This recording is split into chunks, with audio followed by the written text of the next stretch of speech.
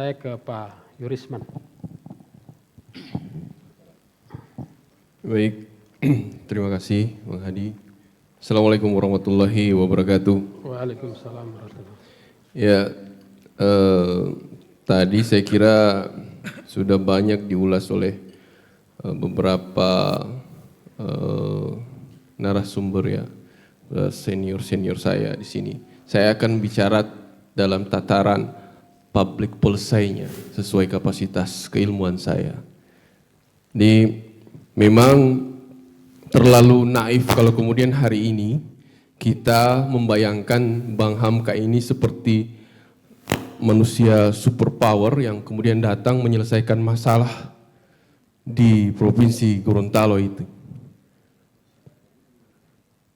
Tadi disampaikan oleh Bang Hamka tadi bahwa problem tata kelola pemerintahan, dalam hal ini pengelolaan birokrasi, itu menjadi hal yang krusial menurut beliau. Ya. Saya tadi mencoba mengamati dari awal, ya. Jadi antara lain beberapa ide beliau tentang yang sudah dilakukan, bahkan OPD, melarang OPD melakukan kegiatan di luar Gorontalo. Kemudian tata kelola birokrasi yang lebih matang, ya, SDM yang kuat, gitu. Kemudian mendorong ekonomi masyarakat, ya, tentu dengan beberapa faktor-faktor yang disinggung juga soal di samping UMKM, mendorong UMKM juga koordinasi antar kota dan kabupaten, ya Bang ya. Nah, saya sebenarnya mencoba melihat ini ya pada 3 poin penting ya, yang kira-kira ini menjadi guideline saya untuk ditawarkan di sini ya. Sebenarnya kekhawatiran saya di awal 1 tahun nanti masa berjalannya Bang Hamka ini, pejabat awal ini, akan sibuk pada konsolidasi birokrasi. Habis energinya pada itu. Kenapa demikian? Karena birokrasi yang ada ini 10 tahun itu sudah mengakar dan sangat kuat.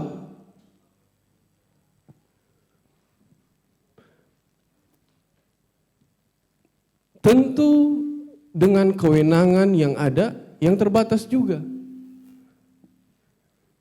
Ya.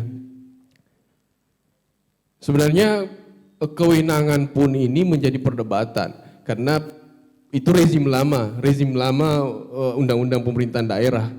Karena kata kewenangan itu sebenarnya diganti dengan urusan. Ya. Ya, nyaris tidak ada kekuasaan di situ.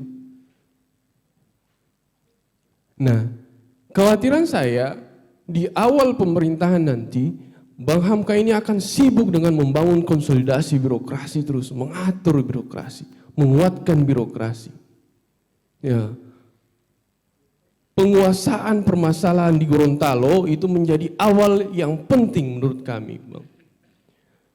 Apa problem yang krusial yang ada di Gorontalo? Tentu ini harus dibarengi dengan penguasaan Abang nanti.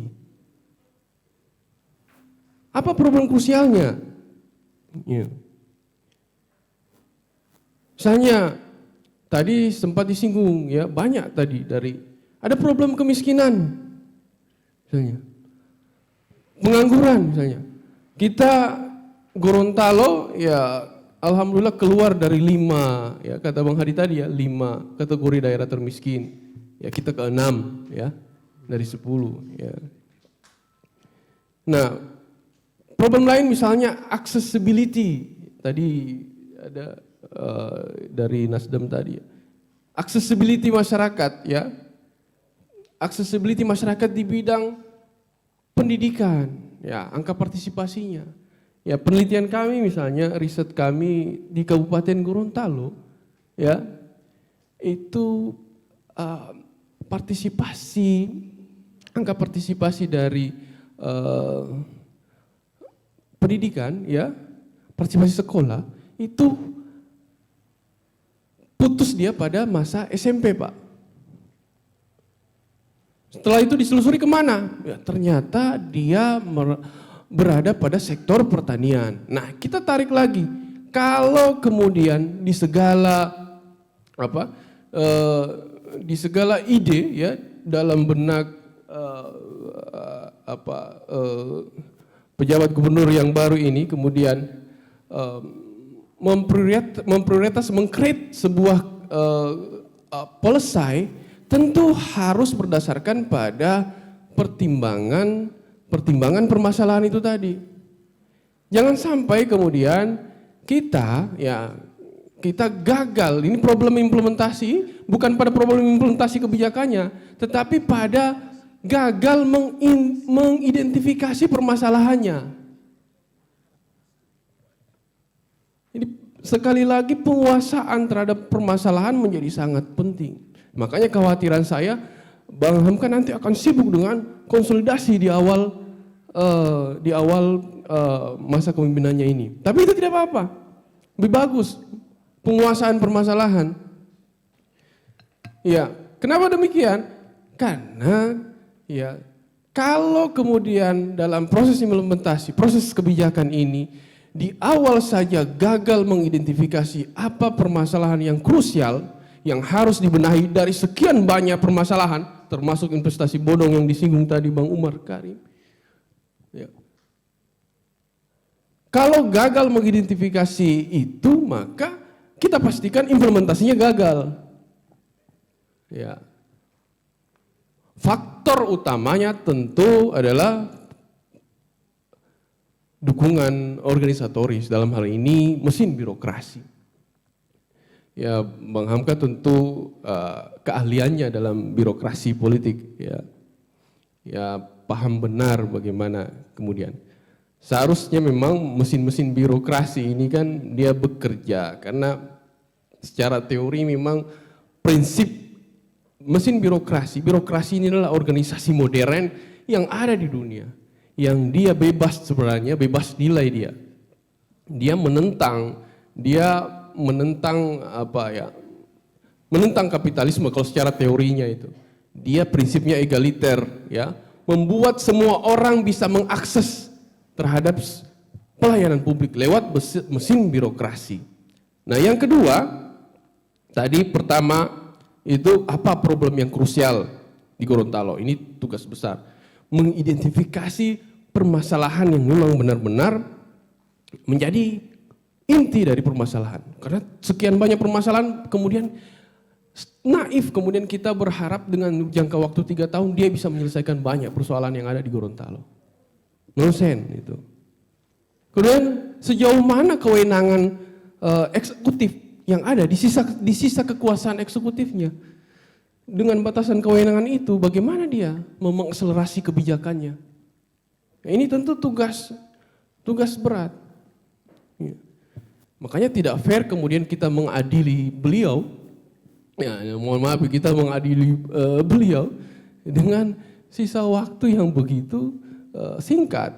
Ya, seharusnya ya saya termasuk orang di posisi yang tidak mendukung model seperti ini.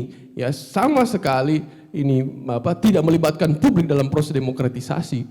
Ya, kewenangan itu kemudian diambil oleh pusat dan ditunjuk. Ya, pantaslah kemudian Bang Hamka tidak ada legitimasi publik. Nah, dia akan sibuk dengan konsolidasi itu. Yang ketiga, ya, nah baru itu bicara dengan kebijakan apa yang diinisiasi. Ya, kalau kita bicara tentang terminologi itu, ya kan kebijakan itu tentu berangkat dari visi misi. Di visi misi, ya visi misi, kemudian ada kebijakan, kemudian ada program, project, operasionalisasinya itu pada kegiatan-kegiatan. Kegiatan-kegiatan dilaksanakan itu mencerminkan visi misi. Itu alurnya.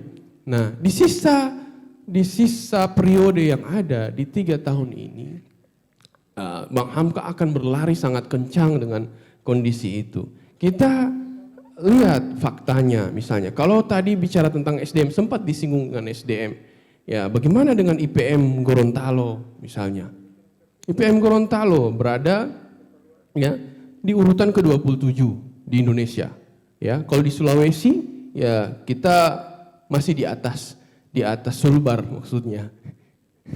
Di atas Sulbar yang baru ya. Yang kalau dibandingkan Sulut jauh. Sulut itu kalau kita ya kalau kita 69, Sulut itu 73. Ya. Jauh ya. Nah, jadi ini.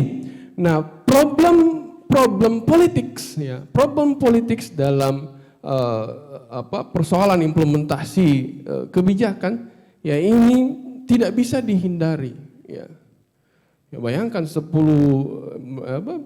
tahun ya rezim mengakar itu kuat ya.